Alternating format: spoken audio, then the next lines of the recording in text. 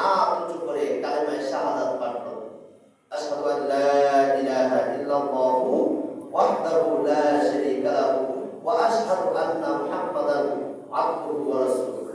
আল্লাহ নবী সাল্লাল্লাহু আলাইহি ওয়াসাল্লাম বলেন, কোন ব্যক্তি যদি ওযু করার পরে আসমানের দিকে শাহাদাত আঙ্গুল উঁচু করে কালেমায়ে শাহাদাত পাঠ করে, ওই ব্যক্তির জন্য জান্নাতের 8টা দরজা খুলে দেওয়া হবে। সুবহানাল্লাহ। আল্লাহ নবী বলেন, কিয়ামতের দিন ওই ব্যক্তি জান্নাতের যে কোনো দরজা দিয়ে সে জান্নাতে প্রবেশ করতে পারবে। সুবহানাল্লাহ। সুবহানাল্লাহ। এবার আসুন আল্লাহর নবী বিশ্ব নবী